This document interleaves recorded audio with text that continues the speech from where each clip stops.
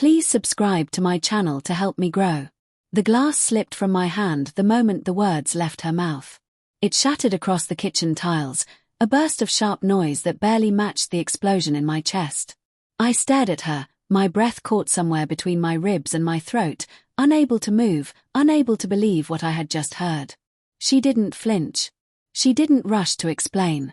She only stood there with her suitcase beside her thigh, her eyes swollen from crying or lack of sleep or guilt, I couldn't tell. Maybe all of it. Maybe none. I'm marrying someone else, she repeated, softer this time, like a confession she had practiced. For a moment, I couldn't feel my own heartbeat. It was as if my body refused to acknowledge the sentence, refused to process the reality being placed in front of me. My voice came out colder than I expected. Fine. Go live with him. But inside, I was breaking apart in 1,000 directions.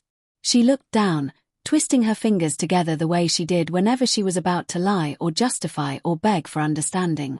My stomach tightened because I already knew. I had known for months. The late-night phone calls.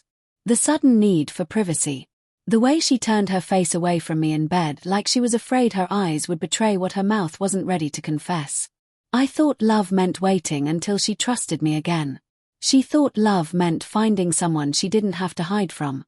The silence between us swelled and shifted, like a storm gathering weight. I could smell the rain in her hair from her walk home. I could smell his cologne on her jacket. The realization hit me with a nauseating twist. She didn't even bother changing before telling me. Say something, she whispered. What is there left to say? My voice cracked. I hated that it cracked. She stepped closer, and for a second I thought she wanted to hug me, but her arms stayed glued to her sides. I never meant to hurt you. That's always what people say right before they stab you, I replied. Her eyes trembled, guilt swimming under the surface but never breaking fully. I wasn't happy.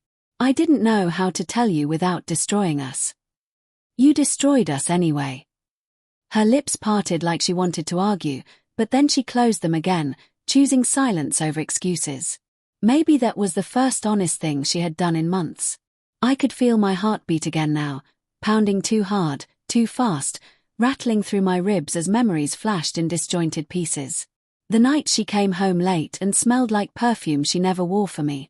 The sudden bursts of laughter over texts she refused to explain. The way she withdrew from my touch like my skin burned her. All of it had been leading here. I swallowed hard. Does he make you feel something I can't? She hesitated, and the hesitation itself was the answer. I'm sorry, she murmured. I exhaled slowly, letting the truth settle into the empty spaces she had carved into me. Then go, I said. Not because I'm letting you. Because you already left a long time ago. She nodded, picked up her suitcase, and walked toward the door. But just before she stepped outside, she looked back at me with eyes full of something that resembled regret. Real regret. Human and heavy and raw. I hope one day you forgive me, she whispered. I didn't answer. I just watched her leave, every step echoing like a final heartbeat. When the door closed, the silence didn't feel like abandonment. It felt like truth. Painful, sharp truth, but truth all the same. I sank onto the floor, letting the hurt shake through me, but beneath it was something else. Something fragile. The beginning of freedom. The beginning of healing. And for the first time in months, I felt myself breathe without her shadow on my chest.